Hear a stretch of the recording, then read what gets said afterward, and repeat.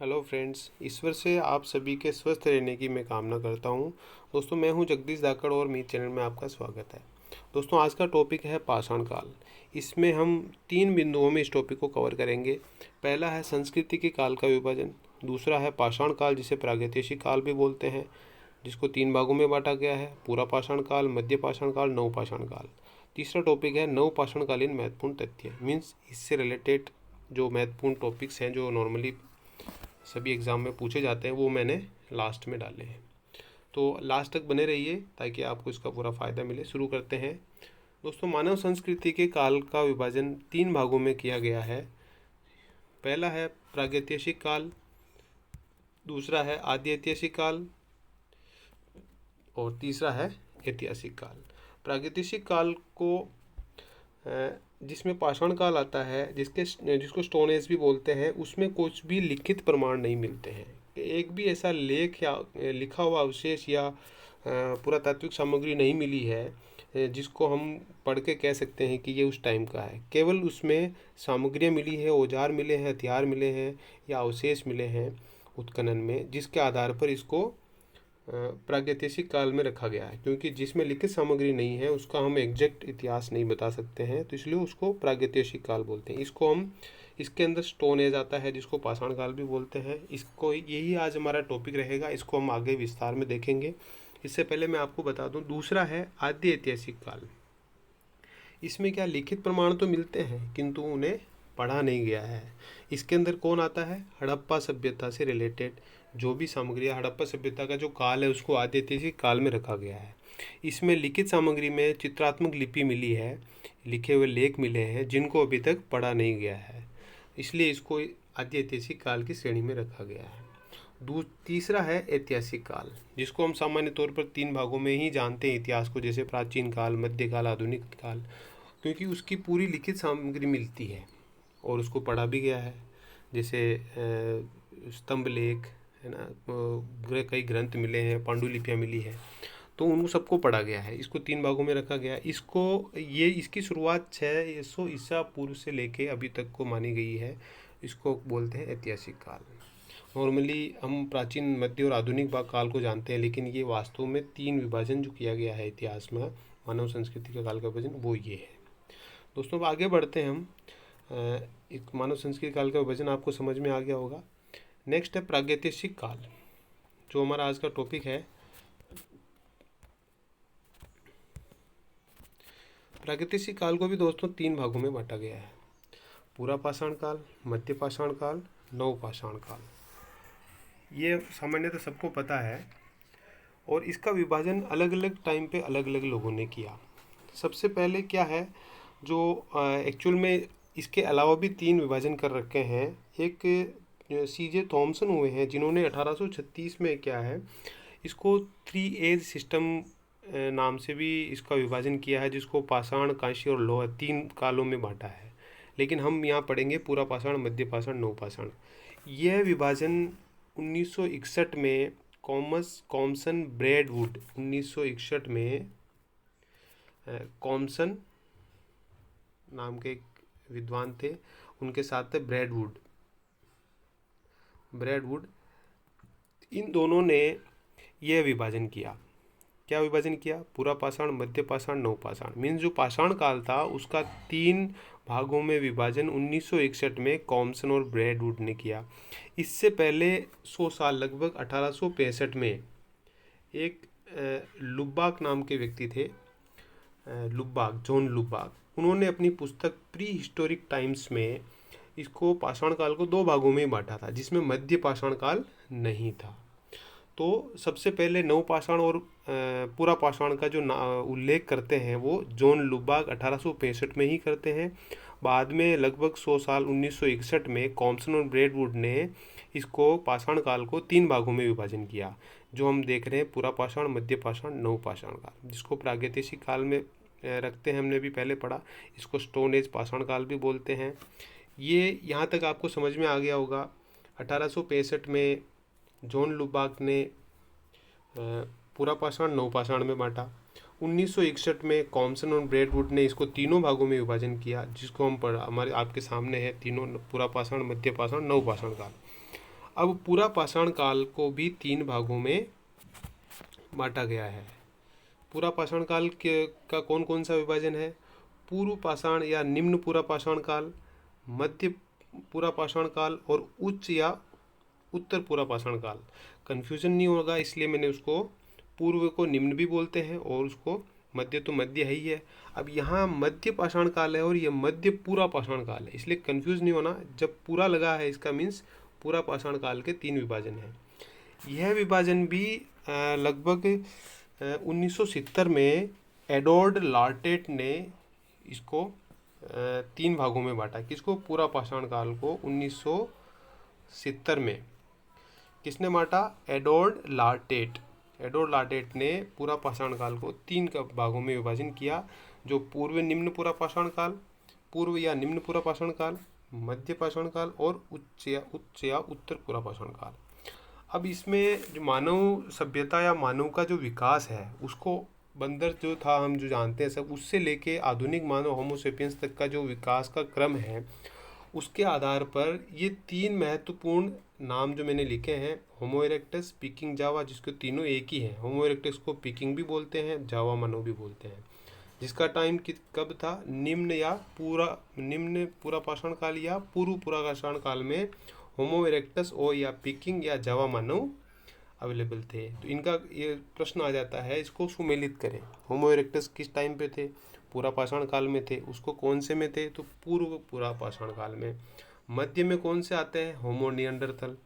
और उत्तर या उच्च पूरा पाषाण काल में कौन से आते हैं? होमो सेपियंस, जो आधुनिक मानव बन चुके थे। तो हम ये कह सकते हैं कि आधुनिक मानव का स्वरूप किस काल में आया? तो उत्तर या उच्च पूरा पाषाण काल में आया, जिसमें होमो सेपियंस थे। और ये काल का विभाजन 1970 में किसने किया? एडवर्ड लार्टेट ने। बहुत इंपॉर्टेंट है दोस्तों, इसका ध्यान रखना। और अब हम आगे बढ़ते हैं। यहाँ तक आपको मुझे लग रहा समझ में आ गया होगा, बहुत इंपॉर्टेंट है। अब पूरा पाषाण काल के बारे में हम विस्तार से पढ़ते हैं। पूरा पाषाण काल किसका है? पूरा पाषाण काल को मैंने बताया, जैसे 1970 में एडवर्ड लार्टेट ने 3 भागों में बांटा है। उन तीनों भागों को हम क्रम से विस्तार से देखेंगे। पहला है पूर्व या निम्न पूरा पाषाण काल, जिसको निम्न पूरा पाषाण काल भी बोलते हैं। और इसमें कौन से वो जो मानव का विकास क्रम में आते हैं? होमो इरेक्टस, पिकिंग या जावा मानव, यही निम्न पूरा पाषाण काल में आते हैं। अब इसे रिलेटेड मैंने 2 चीज़ें लिखी यहाँ पे। चापर चॉपिंग पेबुल संस्कृति, जिसमें सोहन संस्कृति और जो कि पाकिस्तान में है, और इससे रिलेटेड और शब्द कौन से? मकलपुर, कलार और चौमुख। चापर चॉपिंग क्या है आपको मैं और इसको विस्तार से बता दूं। इस शब्द का सबसे पहले प्रयोग जो है वो एच.एल. मॉविस ने किया। किसने किया? एच.एल. मॉवियस ने। और पाकिस्तान में जो पंजाब है वहाँ की सोहन घाटी है, पंजाब स्टेट में है पाकिस्तान भारत में भी है, वहाँ पे भी है। और सिंधु की सहायक नदियाँ थी, उसके किनारे ये बना है। सोहन संस्कृति भी कहते हैं इसको। किसको? चापर चॉपिंग पेबुल संस्कृति को। और ये एक तरह के अलग अलग पत्थरों के टाइप्स थे। चापर चॉपिंग, जिसके एक तरफ धार हो वो चॉपर, जिसके 2 तरफ हो, और जो 2 तरफ से एक पैना हो, तो उसको बोलते हैं चापर चॉपिंग पेबुल संस्कृति। और सोहन संस्कृति का पहली बार प्रयोग 1936 में H.D. टेरा ने किया था, है ना, ये आप ध्यान रखना। और इसके अंदर दूसरा आता है हस्त कुठार संस्कृति। ये हमारे भारत में है, पल्लवरम में, जो कि मद्रास के पास में है। 1863 में रॉबर्ट ब्रूस फुट ने इसका पता लगाया था। और जो दूसरे और स्थान है बदमबदुरे, अतिरम्पंकम और मांजानकारन, काटलायर नदी के किनारे है, ये तमिलनाडु में है। ये सब तमिलनाडु में ही है। तो हस्त कुठार संस्कृति जो कि भारत में मिली, किस काल की थी? पूर्व या निम्न पूरा पाषाण काल की। और चापर चॉपिंग पेबुल संस्कृति कहाँ मिली? पाकिस्तान के पंजाब स्टेट में सोहन संस्कृति के नाम से भी जानी जाती है। और इससे रिलेटेड जो स्थान है मलकपुर, कलार और चौमुख, बहुत इंपॉर्टेंट है। और भारत में क्योंकि पल्लवरम है तो ये बहुत इंपॉर्टेंट है। सबसे पहला स्थान था, जो सबसे प्राचीनतम स्थान, जहाँ से रॉबर्ट ब्रूस ने 1863 में इसका पता लगाया था, है ना। और हस्त कुठार मतलब हाथ में पकड़ने वाली एक पत्थर का कुल्हाड़ी कह सकते हो, हस्त कुठार, इसलिए इसको हस्त कुठार संस्कृति नाम दिया गया है। और अन्य स्थान कौन सा है? हथनोरा, जिसको 1982 में अरुण सोनकिया ने इसका पता लगाया। और यहाँ से हिमो इरेक्टस मतलब जो दो पैरों पर सीधा खड़े होने वाला पहला प्राणी था, जिसको हिमो इरेक्टस नाम दिया गया। और यह नर्मदा नदी घाटी में मिला है। और दूसरे एमपी में एक और स्थान है सिहावल, गिदलूर करीमपुड़ी ये आंध्र प्रदेश में है, बोरी महाराष्ट्र में है, बेलन घाटी यूपी में है, और कश्मीर भीम कश्मीर श्रीनगर में जम्मू कश्मीर में है, भीमबेटका एमपी में है। तो ये इससे पूर्व या निम्न पूरा पाषाण काल के महत्वपूर्ण स्थान हैं, कहाँ कहाँ थे और क्या मेन इससे रिलेटेड टॉपिक है वो मैंने आपको बताया। तो ध्यान रखना आप, चॉपर चॉपिंग पेबल संस्कृति किससे रिलेटेड है? पूर्व या निम्न पूरा पाषाण काल। हस्त कुठार भी इसी से है, वो भारत में मिली है। बाकी इससे रिलेटेड हथनोरा इम्पोर्टेंट स्थान है जहाँ की मानव के होमो इरेक्टस के अवशेष मिले हैं नर्मदा घाटी में। अब इसका दूसरा जो वो है वो मध्य पूरा पाषाण काल है। इसको कुरचनी वैदिक संस्कृति के नाम से भी जानते हैं। औजार जो थे इसके सल्क फ्लैग पर आधारित थे, फ्लैग इंग्लिश में बोलते हैं सल्क, है ना। और उपकरण इसके और मिले हैं, सल्क जो कि फ्लैग से बनी थी, कुरचनी, फलक मीन्स ब्लेड, बेदनी पॉइंट्स, बेदर बोरियत, तो ये इससे रिलेटेड उपकरण मिले हैं। मेन इसका औजार था फ्लैग, जिसको सल्क बोलते हैं। और इसके अलावा यहाँ जो उपकरण मिले हैं वो कुरचनी, फलक, बेदक, ये सब वहाँ से उपकरण मिले हैं। इससे रिलेटेड स्थान कौन कौन से हैं? एमपी में भीमबेटका इससे रिलेटेड बहुत महत्वपूर्ण स्थान है, जहाँ से गुफा चित्रकारी के प्राचीनतम अवशेष मिलते हैं। गुफा जो चट्टानों की गुफा है उसके चट्टानों पर इसके चित्र मिलते हैं जो भीमबेटका में है। और ये पाषाणकाली मध्य पाषाण काल का ही सबसे इम्पोर्टेंट है। और यूपी में इसके रिलेटेड स्थान कौन सा है? चकिया जो कि वाराणसी के पास में है। एक और यूपी में सिंगरौली बेसिन जो मिर्ज़ापुर में है। और बेलन घाटी जो कि इलाहाबाद के पास में है। अब यहाँ पे आप कंफ्यूज नहीं होना, बेलन घाटी यूपी में, एक बोलन घाटी जो है वो पाकिस्तान में है। और महाराष्ट्र में नेवासा, बिहार में सिंहभूम और पलामू, राजस्थान में बागन बैराज, कादमली घाटिया, और गुजरात में सौराष्ट्र का क्षेत्र, और हिमाचल प्रदेश में सिरस्का घाटी है। तो ये मध्य पूरा पाषाण काल से रिलेटेड स्थान है और उपकरण है। और इसको मुख्यतः कुरचनी वैदिक संस्कृति के नाम से भी जाना जाता है। ये हम दोस्तों पढ़ रहे हैं पूरा पाषाण काल, अभी जो कि प्रागैतिहासिक काल भी बोलते हैं। यहाँ लिखित सामग्री कुछ भी नहीं मिली है। और तीसरा है उत्तर या उच्च पूरा पाषाण काल, जिसको फलक या तक्षणी संस्कृति भी बोलते हैं। और चकमक व होमोसेपियंस का उदय भी इसी के टाइम हुआ। कहने का मतलब है चकमक जो जिससे आग जलाते थे उसका भी इसी के टाइम पे पता चला। और होमोसेपियंस जो आधुनिक मानव है उसका उदय भी इसी काल में हुआ है।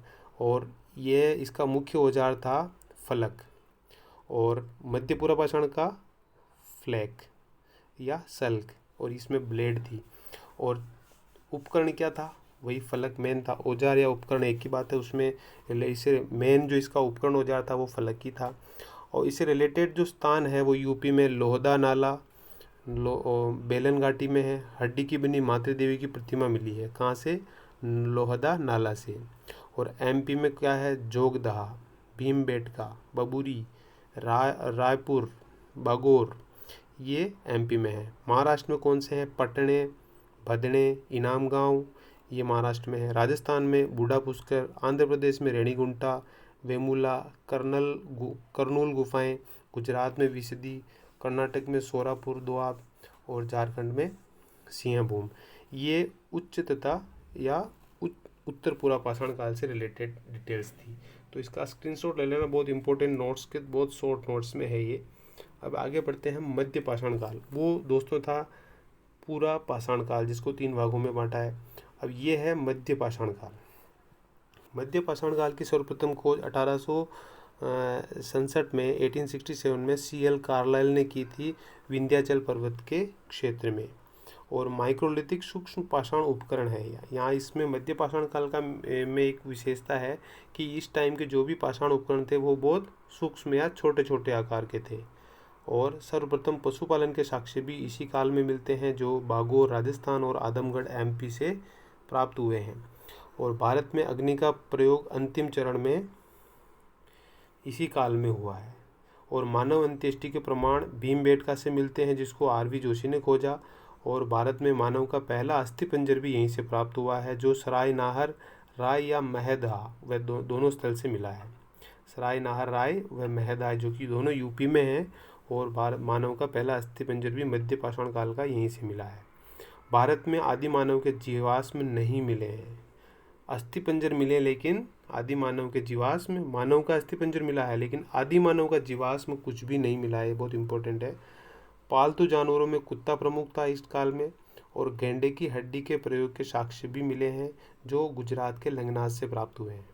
माइक्रोलिथिक उपकरणों के सर्वोत्तम नमूने मिले हैं, वो भी लंगनाथ से मिले हैं। माइक्रोलिथिक उपकरण मीन्स जो सूक्ष्म उपकरण थे, सूक्ष्म पाषाण उपकरण थे, उनको माइक्रोलिथिक उपकरण नाम से जाना जाता है। और चित्रकला के साक्ष्य मिले हैं भीमबेटका आदमगढ़ एमपी से, प्रतापगढ़ यूपी से, मिर्जापुर यूपी से। और मानवीय आक्रमण व युद्ध का साक्ष्य सराय नाहर राय से मिला, जो कि यूपी में है। और 25,000 लघु पाषाण उपकरण मिले हैं, कहाँ से? आदमगढ़ की गुफाओं से। आदमगढ़ कहाँ है? एमपी में। इससे रिलेटेड और दूसरे स्थल कौन से हैं यूपी में? मोरहना पहाड़, बगही गौर, लहखिया मिर्जापुर, चौपानी मांडो, मरुडीह इलाहाबाद में। आंध्र प्रदेश में नागार्जुन कोंडा, गिदलूर, रेणीगुंटा, और कर्नाटक में संगनकुल्लू, तमिलनाडु में तिन्नेवेली, और वेस्ट बंगाल में वीरवानपुर। तो दोस्तों ये मध्य पाषाण काल से रिलेटेड डिटेल्स में नोट्स, शॉर्ट नोट्स की तरह था, स्क्रीनशॉट ले लें आप और इसको याद करते रहें। आगे बढ़ते हैं हम नवपाषाण काल। सर्वप्रथम खोज 1860 में लेनमे सूरियर ने की। कहाँ पे की? टॉन्स नदी के किनारे, यूपी में है ये। और प्रमुख औजार इससे जो थे इसके नवपाषाण काल का, वो था कुल्हाड़ी, पत्थर की थी। और कौन सी थी? छेनी, वसूले, सेल्ट, ये प्रमुख औजार थे। और जो उपकरण थे वो पॉलिश किए हुए पत्थर से थे, है ना। इसलिए इसको, इस संस्कृति को बोला जाता है पॉलिश किए हुए उपकरणों की संस्कृति। इस काल की सबसे बड़ी खोज गेहूँ थी। गेहूँ की खोज कब हुई? नवपाषाण काल में। कृषि की सर्वप्रथम शुरुआत भी इसी काल से मानी जाती है। अन्न संग्रहण हेतु मृदुबांड बनाने लगे थे और स्थिर ग्राम जीवन उनका रहने लगा था। मीन्स वो चाक से मृदुबांड बनाते थे और एक जगह स्थायी जीवन जीने लग गए थे और खेती भी करने लग गए थे। किस काल में? नवपाषाण काल में। तो करने लग गए थे, इसके अवशेष भी मिले होंगे। कहाँ मिले? मेहरगढ़ में। मेहरगढ़ बोलन नदी घाटी के में है। मैंने बोला बेलन नदी घाटी यूपी में है और भारत में है, और बोलन नदी घाटी जो है वो बलूचिस्तान पाकिस्तान में है, जहाँ पे मेहरगढ़ स्थान है, जो कि बहुत इम्पोर्टेंट है। और सर्वप्रथम कृषि जिसमें गेहूं और कपास की शुरुआत के हुई थी वहीं पे, और उसी के अवशेष मिले हैं। कहाँ मिले हैं? मेहरगढ़ में। पालतू भैंस का प्राचीनतम साक्ष्य भी मेहरगढ़ से ही प्राप्त हुआ है और ये नवपाषाण कालीन प्राचीनतम बस्ती है। कौन सी? मेहरगढ़। इसके रिलेटेड बहुत बार प्रश्न आता है दोस्तों। मेहरगढ़ आपको अच्छे से याद होना चाहिए। क्या क्या इससे रिलेटेड है? सर्वप्रथम कृषि, पालतू भैंस का प्राचीनतम साक्ष्य और नवपाषाण कालीन प्राचीनतम बस्ती। और ये कहाँ है? बोलन नदी घाटी, बलूचिस्तान पाकिस्तान में है मेहरगढ़। दूसरा इंपॉर्टेंट है बुर्ज होम, जो कि जम्मू कश्मीर में है। इसकी खोज 1935 में डी टेरा व पीटरसन ने की। और जिसका बुर्ज होम का अर्थ होता है जन्म स्थान। और यहाँ पे कुत्तों को मालिक के शव के साथ दफनाया जाता था, उसके अवशेष मिले हैं। और खुरदरे दूसरे मृदुबांड का उपयोग ये लोग करते थे, यहाँ के बुर्ज होम के निवासी। और तीसरा इंपॉर्टेंट है गुफर काल, ये भी जम्मू कश्मीर में ही है। और इसकी खोज 1981 में AK शर्मा ने की। और गुफर काल का शाब्दिक अर्थ होता है कुम्हार की गुफा। यहाँ कृषि और पशुपालन करते थे लोग, और अनाज पीसने और वस्त्र सिलने की विधि से भी परिचित थे। कहाँ के? गुफर काल के।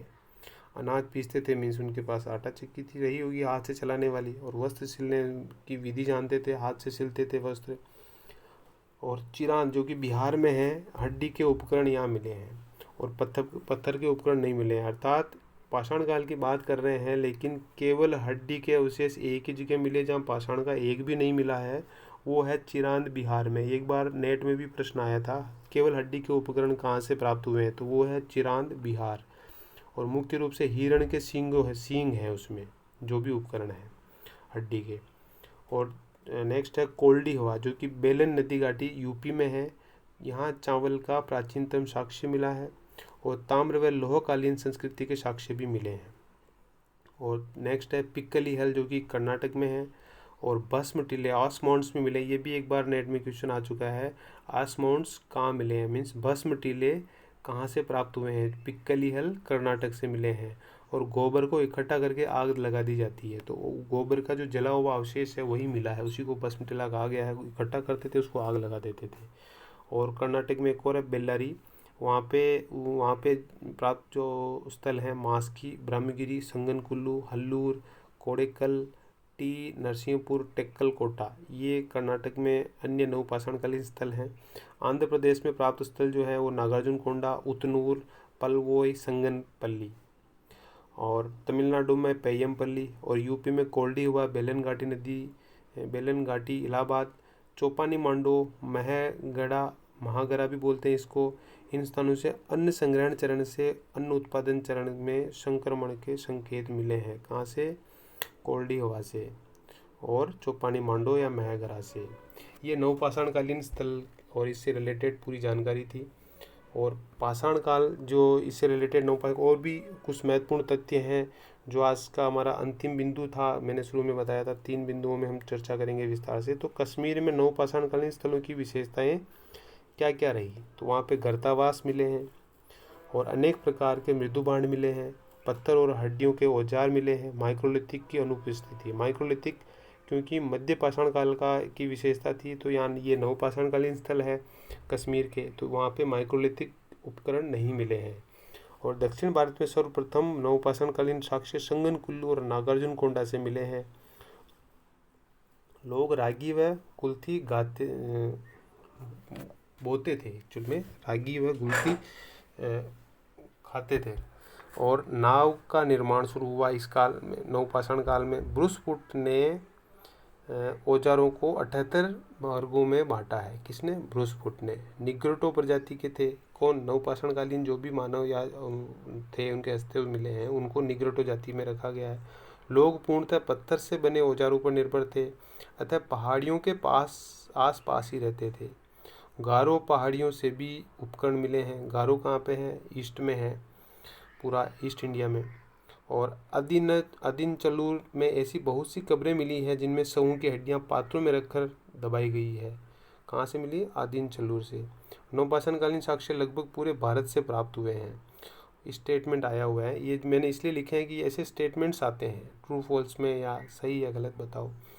और पाषाण काल के लोगों की कब्रों को महापाषाण काल कहा जाता है, मेगालिथ भी बोलते हैं। पाषाण काल के लोगों जो भी कब्र थी उनको मेगालिथिक भी कहते हैं। तो यह महत्वपूर्ण तथ्य है। अब कुछ प्रश्न मैंने ऐसे डाल दिए, महत्वपूर्ण प्रश्नोत्तर जो है। भारत में गुफा चित्रकारी के प्राचीनतम साक्ष्य कहाँ से मिले हैं, वो भीमबेटका से मिले हैं जो चट्टानों पर चित्रित हैं। भारत में होमो इरेक्टस के साक्ष्य कहाँ मिले, हथनोरा नर्मदा घाटी में, जो मैंने बताया था पहले। चापर चॉपिंग पेबुल संस्कृति का संबंध किससे है, पूर्व या निम्न पूरा पाषाण काल से है। अनाज पीसने और वस्त्र सिलने की विधि से परिचित थे गुफर काल के जैन के। मानवीय आक्रमण युद्ध का साक्ष्य सराय नाहर यूपी में है। होमोसेपियंस का उदय किस काल में हुआ, उत्तर या उच्च पूरा पाषाण काल में।